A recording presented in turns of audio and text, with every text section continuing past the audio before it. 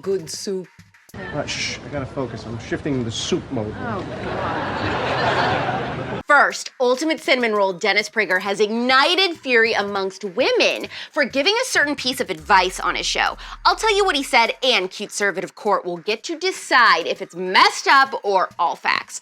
Then we have to discuss a post made by my friends that own the pro-life clothing boutique, Culture of Life 1972. A certain new dress of theirs has divided the internet, especially amongst Christians and Catholics. Is it inappropriate or totally fine? You won't believe what the LGBTQ community is mad at Netflix for this week. It is downright hilarious. And then we'll end on Hot Take Tuesday. I'm AlexClark, and this is POPlitics.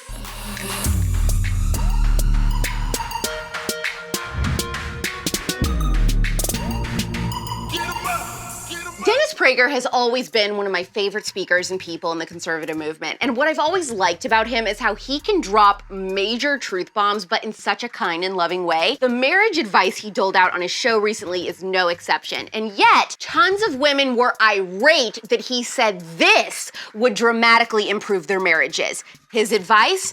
Thank your husband for not cheating on you. Here's the 2-minute clip. Watch this whole thing, and then we're gonna talk about it.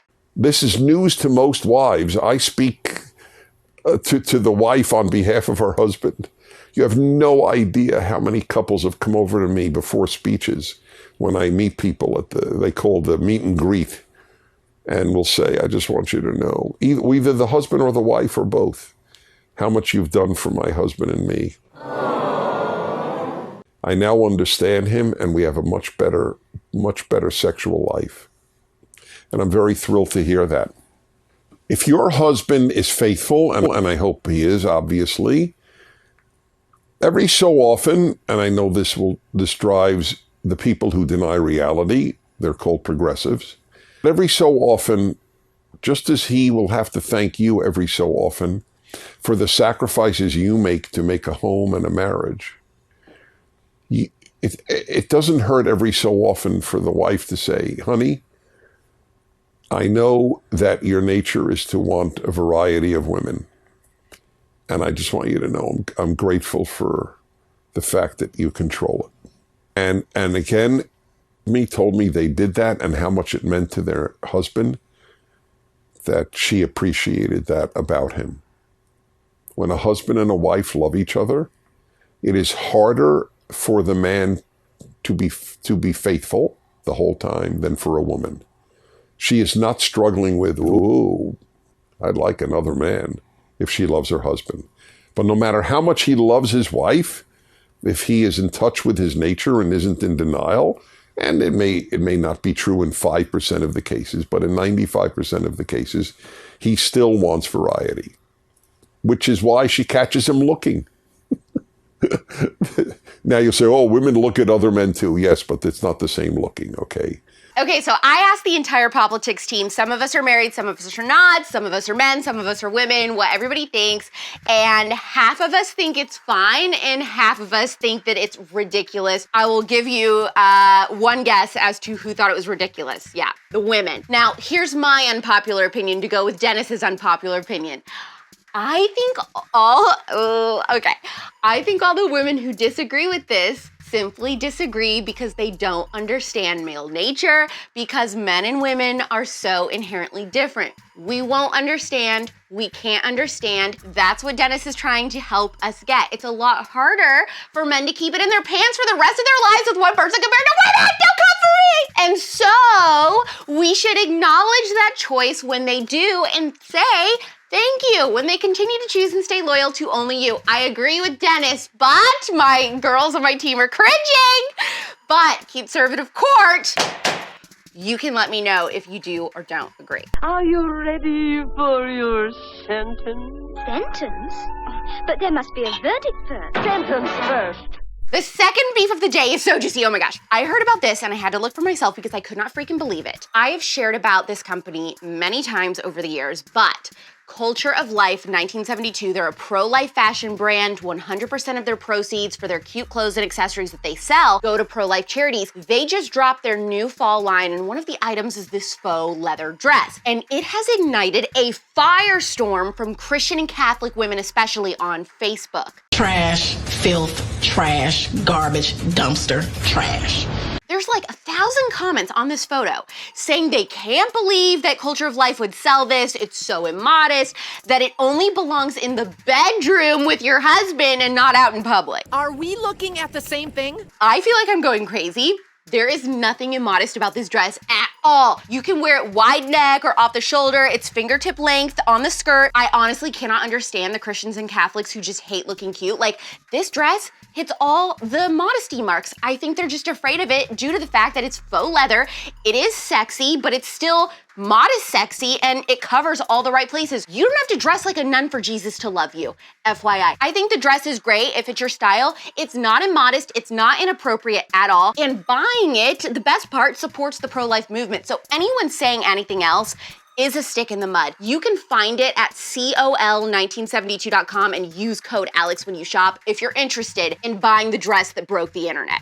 Why don't you go back to your home on Whore Island? The third beef of the day involves Jeffrey Dahmer. Ooh, maybe beef wasn't a good choice of word there. Red juicy meat. Netflix has been slammed for adding an LGBTQ tag to the new Jeffrey Dahmer series, and I'm cackling. Some said they felt disgusted and gobsmacked, and that this isn't the gay representation we wanted. Well, guess what? Jeffrey Dahmer was a serial killer who murdered 17 people between 1978 and 1991, and almost all of them were young, gay, and African American. The truth is, Jeffrey Dahmer was gay. Not all LGBTQ representation is gonna be sunshine and rainbows. Not all representation in movies and TV of straight people is rainbows and sunny either. I don't get this. They're mad it's being pointed out that Jeffrey Dahmer was gay. That's the truth. I think it's important for gay people to know that because there are tons of men just like him that prowl on young gay men at clubs and bathhouses. It is a risky community to be a part of. That's the facts. Take them or leave them. But if you leave them, you're ignoring information that could potentially save your life one day. You friggin' gays! Let's get to the additional stories you need to know. Hot Take Tuesday. Yes, we know Taylor Swift isn't going to host the Super Bowl, but that doesn't mean she won't ever. The NFL asked her, and she said she's not until she's done re-recording all of her albums, which makes sense. The bad news is no Taylor in 2023, but the good news is Rihanna has confirmed she is going to be the performer during the Super Bowl halftime show, so that's going to be fantastic and someone I think everyone can get behind. It is not looking good right now for Louisiana CUTEservatives. The Daily Mail reported that police in New Orleans are resorting to hiring civilians to do detective work and administrative duties just after the city became the murder capital of the U.S. It also reported that the New Orleans Police Department suffered a staggering exodus amid the crime wave, with 150 officers quitting over the last year. The new plan aims to get officers back on patrols and leave civilians to answer calls and collect evidence when needed. Like, you and me are supposed to be out there helping with the murderers. I don't think so. This is what you get when you vote for leftist policies: destruction, crime, poverty, and degeneracy. We're gonna straighten you out! This'll fix you! I checked out Kelsea Ballerini's new album, Subject to Change. To be completely honest, I don't like it as much as her previous albums, but one song I did like is Doing My Best, where she admits to having some sort of falling out with Halsey, who did a song with her on her last record. In the song, she basically says, if I would have known that we wouldn't talk anymore, I would never have done that song with you, and I regret it. Really juicy. You know I'm bad at love.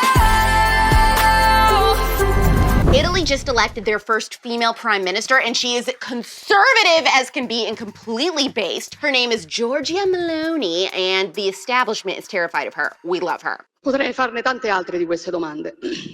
A monte c'è quella che ci facciamo oggi: perché la famiglia è un nemico? Perché la famiglia fa così paura? C'è una risposta unica per tutte queste domande. Perché ci definisce, perché è la nostra identità. Perché tutto quello che ci definisce in questo tempo è un nemico. Per chi vorrebbe che non avessimo più un'identità e che fossimo solamente schiavi, consumatori perfetti. E allora è sotto attacco l'identità nazionale, È sotto attacco l'identità religiosa, è sotto attacco l'identità di genere, è sotto attacco l'identità familiare. Non devo potermi definire italiana, cristiana, donna, madre, no. Io devo essere cittadino X, genere X, genitore 1, genitore 2, devo essere un numero. Perché quando sarò solamente un numero, quando non avrò più un'identità, quando non avrò più radici, beh, allora sarò lo schiavo perfetto in balia della grande speculazione finanziaria, il consumatore perfetto. Are you ready for some extremely juicy discussions? First, heart and thumbs up this episode. Now, there are 3 things we're discussing. First, do you agree with Dennis Prager that wives should occasionally thank their husbands for their fidelity? 2, is the faux leather dress from Culture of Life 1972 immodest? And 3, drop an Italian flag in the comments in honor of their new based female prime minister. Send this episode to someone you know who's Catholic or Christian, see what they think of that dress, and click the save button. Remember, if you like the dress and you want it yourself, it's on COL1972.com and you can shop with code ALEX. POPlitics is back tomorrow at 4 p.m. Eastern, 1 p.m. Pacific. It's pop culture without the propaganda every single day. I'm AlexClark, and this is POPlitics. Clearly, POPlitics is best served visually, but you can also listen to POPlitics if you just want the audio. Subscribe to us anywhere you get your podcasts: Apple, Spotify, iHeart, TuneIn, and more. Also, make sure that if you are listening to the podcast version, you leave us a 5-star review. And don't forget, subscribe to POPlitics on YouTube.